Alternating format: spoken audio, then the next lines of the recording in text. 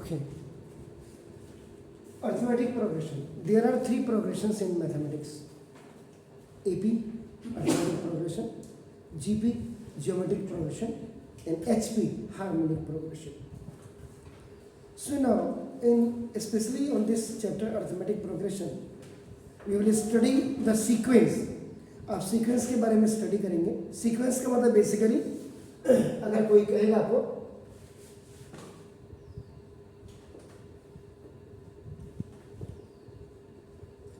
List of numbers होता है, आपको देखना, इन विच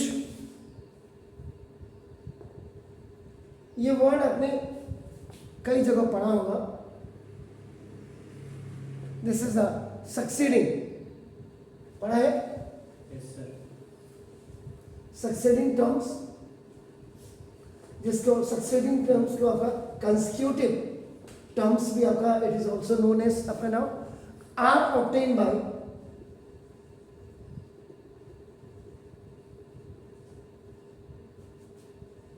adding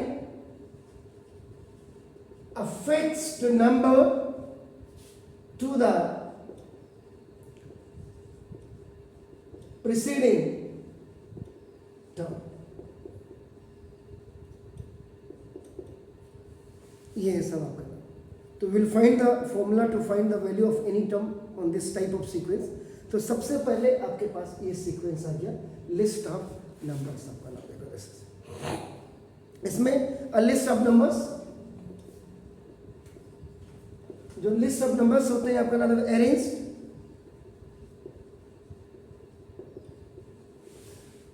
in a definite order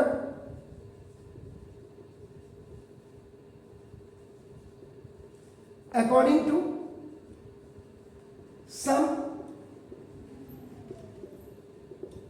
definite rules is called a sequence. ये आपका डेफिनेशन आपकी बन गई सीक्वेंस की. आपका नाम का दस, a list of numbers arranged in a definite order according to some definite rule. This is ये रूल है आपका नाम. कहीं आप घर जाके कहिए क्या ये rule is called a sequence. इसको आपका सीक्वेंस कहा जाता है. आपका नाम देखो दस.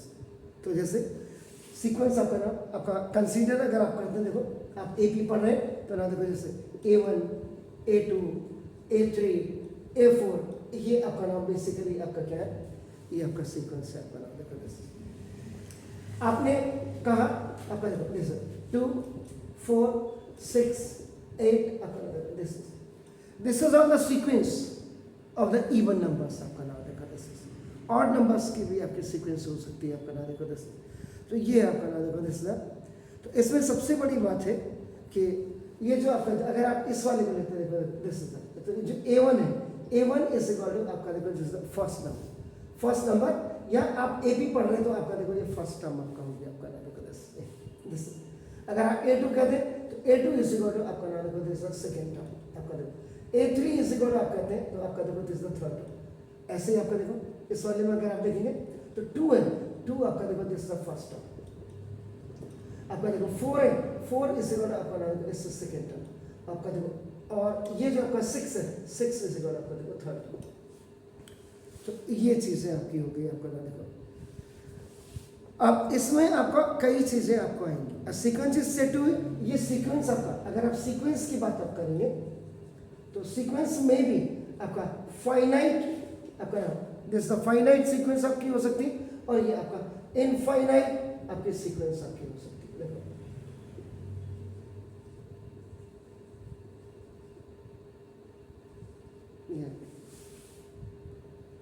तो the nth term can be written, और इसमें आपका ना, तो ये चीज़ आपका पहले सीक्वेंस के बारे में आपको बिल्कुल क्लियर हो जाना चाहिए. अब जैसे यहाँ पे आप कहेंगे सर फाइनाइट की हमें नहीं आ रहा समझ में, तो देखो जैसे सपोज फाइनाइट सीक्वेंस की अगर आप बात करते हैं आपका, तो जैसे AP है, AP में देखो आपको फर्स्ट टर्म, सेकेंड टर्म, अगर लास्ट टर्म इज प्रेजेंट, अगर किसी भी सीक्वेंस में लास्ट टर्म आपका प्रेजेंट है तो इसका मतलब that is the finite sequence. और आपका नाम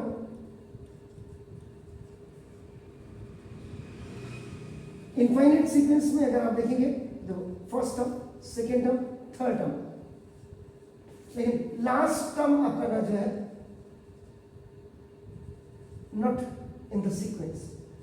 अगर सीक्वेंस में आपका लास्ट टर्म नहीं है, इसका मतलब दैट इज द इनफाइनाइट आपका सीक्वेंस आपका ना देखो this is.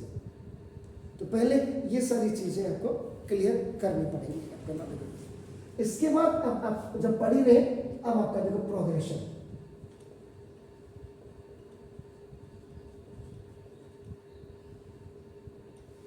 either that is AP और GP एल्स आपका HP, कहीं भी हो तो वो आपका ना प्रोग्रेशन तो आपको पढ़ना ही पड़ेगा आपका ना।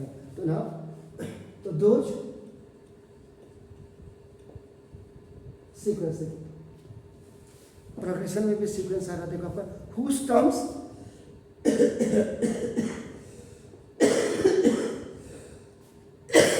whose terms always follow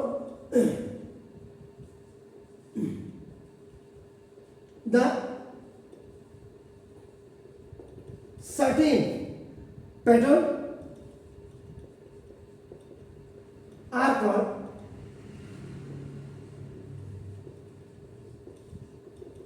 progression. So this is the definition of the progression. क्या लिखा आपने कि ऐसी सीक्वेंस जिसमें whose term always follow, कि जो टर्म्स आपके हमेशा फॉलो करते हैं एक सर्टेन आपका नाम पैटर्न्स को, उसको आपका प्रोग्रेशन आपका कहा जाता है आपका नाम देखो। जैसे एग्जांपल की आपकी बात की आपने, जैसे ना देखो जैसे 3 5 7 9 आपका देखो, ये आपका नाम देखो, ये भी आपका क्या इज अ प्रोग्रेशन।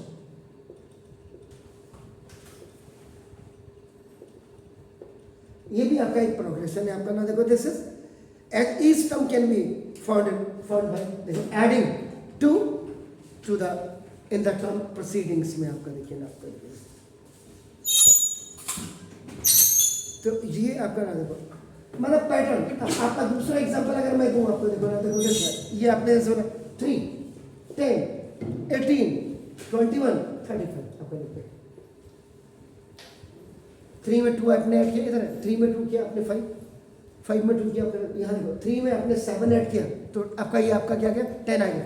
लेकिन 7 में आपका 7 इसमें भी ऐड होना चाहिए, तो लेकिन 8 ऐड हो रहा है आपका ना देखो देखो, इसका मतलब it is not a progression, ये आपका बिल्कुल प्रोग्रेशन नहीं है। वाई आपका ना, क्योंकि as each term can be found by adding आपका देखो ये are not followed by certain term आपका, ये देख रहे हैं not progression as it is. ये देखो 7 का डिफरेंस है, यहाँ 8 का डिफरेंस है, यहाँ 3 का डिफरेंस है आपका देखो ना। As its terms are not followed by certain pattern, तो जहाँ सर्टेन पैटर्न नहीं होगा वो आपका प्रोग्रेशन नहीं होगा। ठीक हो गया। तो all progressions are sequences but all sequences need not be the progression. तो ये आपका प्रोग्रेशन की आपके डेफिनेशन हो गई आपका नाम।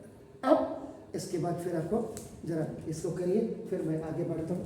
ये इंट्रोडक्शन ही समझिए आप इसको। अब देखिएगा ना, इसके बाद फाइनाइट इनफाइनाइट आपका हो गया general form of an AP.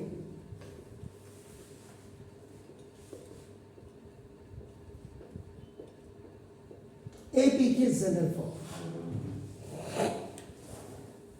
याद रखिएगा। इन जनरल जो जैसे आप एपी इज इक्वल टू आप करते देखो, आप अगर आप देखो इसको फर्स्ट टर्म देखिएगा, now this is the second term आपका देखेगा, now this is the third term आपका देखेगा, this is the fourth term आपने देखेगा, और उसके बाद देखिए आपका this is the last term, last term. तो अगर मैंने क्या कहा था, if the last member present in any term that is the finite term आपका देखो finite term। अब आप कहेंगे देखो AP is equal to first term को आपका A1 भी लिखते हैं और A भी लिखते हैं, आपकी मर्जी है आप क्या लिखो, मैं तो A ही लिखता हूँ, आपकी मर्जी।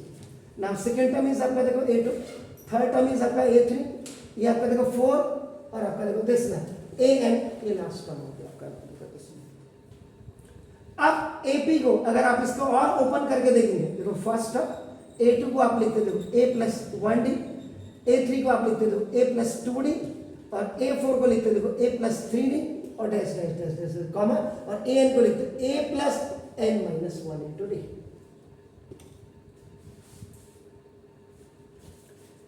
जैसे सपोज 100 टर्म्स यू है, ये 100 है, इससे पहले वाला आपका 99 होगा, इसको आप क्या लिखेंगे, देखो an-1 देखिए, इससे 98 को आप क्या लिखेंगे, देखो an-2।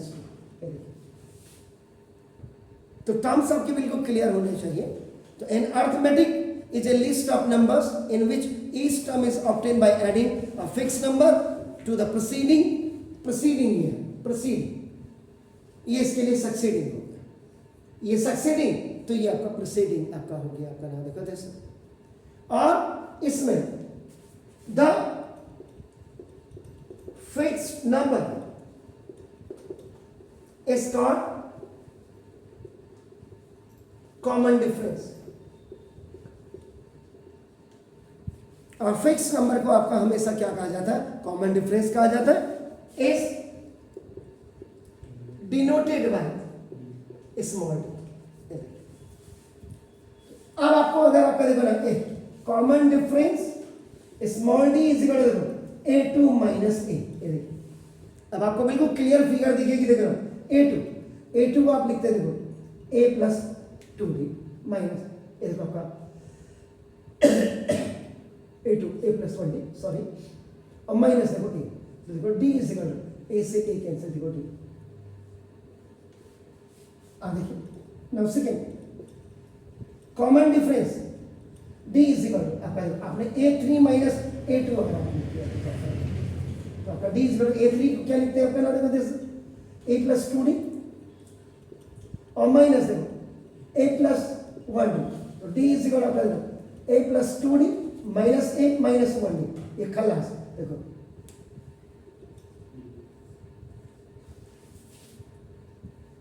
ये आपको the fix number is called the, आपका देखो ना ये दिस इज द, ये आपका क्या हो गया, कॉमन डिफरेंस हो गया आपका ना, देखो दिस। तो ये था जो आप पूरी सीक्वेंस आप देख रहे हैं आपका नाम this a plus 1d a plus 2d a plus 3d आपका प्रेजेंट इज अरिथमेटिक प्रोग्रेशन, और इसी में आपका इसको कंप्लीट अगर an तक है इसका आपका जनरल प्रोग्रेशन आपका कहते हैं। तो इफ नंबर ऑफ टर्म्स हमने ap is finite then it is called the finite, ap infinite हो गया, कोई बात नहीं। अब बहरहाल रही फॉर्मूले की बात, तो फॉर्मूला जब आपका देखो ना एक ही formula an is equal to a plus n minus 1 into d। इसमें आपका अगर आप देखेंगे फॉर्मूले में 4 क्वांटिटीज आर दिया, 4 क्वांटिटीज, तो 4 क्वांटिटीज में से आपका देखो ना 3 क्वांटिटीज अगर आपको गिवन होगी तो आपका 3 गिवन होनी चाहिए और 1 आपका ना you have to find out, कोई भी एक आपको फाइंड आउट करनी होगी आपका। an का मतलब आपका देखो ना दिस इज लास्ट टर्म, इसको आप l भी लिख सकते हैं an को, यानी कि an is equal to last term, एक ही बात है आपका। a इज व्हाट, ये आपका देखो फर्स्ट टर्म है आपका, n का मतलब आपका देखो नंबर ऑफ टर्म्स, और d का मतलब आपका देखो ना this is common difference.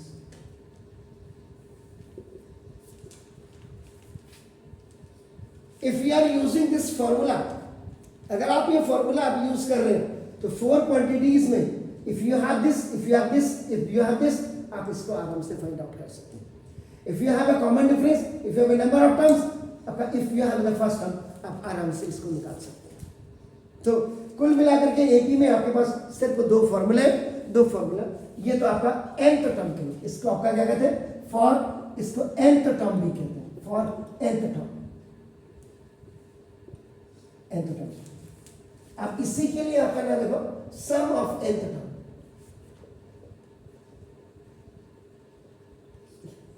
Sn is equal to n by 2 2a plus n minus 1 into d।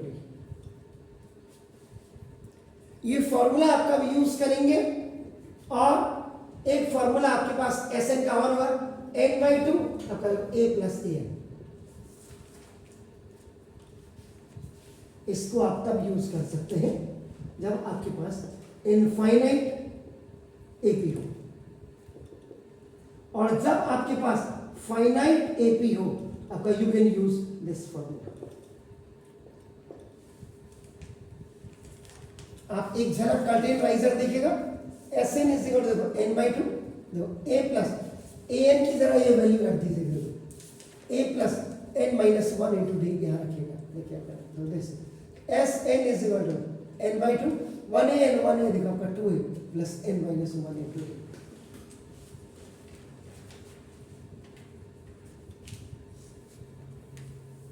तो बहुत क्लियर है, कैसा भी सवाल हो आपका, आपके पेरीमीटर आपके दायरे के अंदर रहेगा, बस आपको समझना पड़ेगा कौन सा फॉर्मूला आपने यूज करना है। और अगर इसमें जब आप question you will start either that is your 1 marks 2 marks 3 marks किसी का भी होगा, आप सबसे पहले जो पहला स्टेटमेंट होगा आपका let small A be the first term of an AP and small d is the common difference। ये आपको हर सवाल में every questions which you are starting either that belongs to half marks 1 marks 2 marks 3 marks whatever, ये statement आपको हर किसी question में लिखनी पड़ेगी। अगर आपके स्कूल वालों ने नहीं लिखा है उसके लिए मैं कुछ नहीं कह सकता हूं, लेकिन मैं कह रहा हूं तो आपको इसको लिखना है हर क्वेश्चन में। तो ये आपका हो गया, तो let small A with the first term. अच्छा, अब आपका कई क्वेश्चंस आपके ऐसे जिसमें चेक करने होते हैं कि ये सीक्वेंस है या नहीं है, उनमें भी आप करेंगे if common differences are not same, so the sequence is not in an AP. आप घुसेंगे आपका कुछ नहीं है, बड़े बड़े क्वेश्चन छोटे छोटे क्वेश्चन सब हो जाएंगे। बस ये जनरल टर्म के लिए nth टर्म के लिए ये वाला फॉर्मूला लगेगा, Sn के लिए आपका ये फॉर्मूला लगेगा। अब ये फॉर्मूला ड्राइव कैसे होता है इसका आपका सेकेंड वीडियो बताता हूँ।